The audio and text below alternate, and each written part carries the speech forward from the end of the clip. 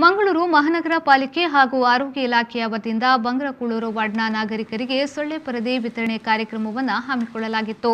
ಇನ್ನು ಕೋಡಿಕಲ್ನ ಎಸ್ಎನ್ಡಿಪಿ ಸಭಾಂಗಣದಲ್ಲಿ ಕಾರ್ಯಕ್ರಮವನ್ನು ಆಯೋಜನೆ ಮಾಡಲಾಗಿತ್ತು. ಸ್ಥಳೀಯ ಪಾಲಿಕೆಯ ಸದಸ್ಯ ಕಿರಣ್ ಕುಮಾರ್ ಅವರು ಸ್ಥಳೀಯರಿಗೆ ಸೊಳ್ಳೆ ಪರದೆಯನ್ನು ವಿತರಣೆ ಮಾಡಿದರು. ಈ ವೇಳೆ ಮಾತನಾಡಿದ ಅವರು, ಪಾಲಿಕೆಯ ವತಿಯಿಂದ ಸೊಳ್ಳೆ ಪರದೆಯನ್ನು ವಿತರಣೆ ಮಾಡಲಾಗುತ್ತಿದೆ. ನಿಂತು ಮಳೆ ಬರುವುದರಿಂದ ನೀರು ನಿಲ್ಲಿಸುವುದರಿಂದ ಸಮಸ್ಯೆಯಾಗುತ್ತಿದೆ.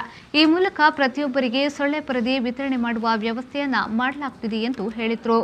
ನಮಗೆಲ್ಲರಿಗೂ ಗೊತ್ತಿರುವ ಹಾಗೆ ಕೋವಿಡ್ನ ಈ ಒಂದು ಕಷ್ಟದ ಸಮಯದಲ್ಲಿ ನಾವೆಲ್ಲರೂ ಹೆಚ್ಚಾಗಿ ಕೋವಿಡ್ನ ಬಗ್ಗೆನೇ ಯೋಚನೆ ಮಾಡ್ತಾ ಇದ್ದೇವೆ.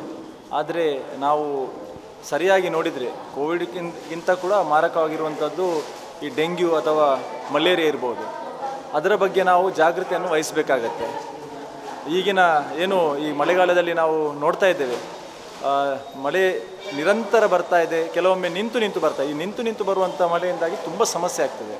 ಯಾಕೆಂದರೆ ನೀರು ನಿಲ್ಲುವಂಥ ಸಂಭಾವನೆ ಹೆಚ್ಚಿರುತ್ತೆ. ಆದ್ದರಿಂದ ಎಲ್ಲ ನಮ್ಮ ವಾರ್ಡ್ನ ಬಂಗ್ರಕೂಳೂರು ವಾರ್ಡ್ನಲ್ಲಿ ಇವತ್ತು ನಾವು ಮಂಗಳೂರು ಮಹಾನಗರ ಪಾಲಿಕೆ ವತಿಯಿಂದ ಹಾಗೂ ಆರೋಗ್ಯ ಇಲಾಖೆಯ ವತಿಯಿಂದ ಇಡೀ ಮಂಗಳೂರು ಮಹಾನಗರದಲ್ಲಿ ಈ ಸೊಳ್ಳೆ ಪರದೆಯನ್ನು ವಿತರಣೆ ಮಾಡುವಂಥ ಕಾರ್ಯಕ್ರಮ ನಡೀತಾ ಇದೆ. ನಮ್ಮ ವಾರ್ಡ್ನಲ್ಲಿ ಬಂಗ್ರಕೂಳೂರು 16ನೇ ವಾರ್ಡ್ನಲ್ಲಿ ಕೂಡ ಇವತ್ತು ಸುಮಾರು 1000 ನೆಟ್ಗಳನ್ನು ನಾವು ಜನರಿಗೆ ನೀಡ್ತಾ ಇದ್ದೇವೆ. ಸೊಳ್ಳೆ ಪರದೆಯನ್ನು ನಾವು ಕೊಡ್ತಾ ಇದ್ದೇವೆ ಜನರಿಗೆ. ಇವತ್ತು ಆ ಕಾರ್ಯಕ್ರಮ ಇಲ್ಲಿ ನಡೀತಾ ಇದೆ.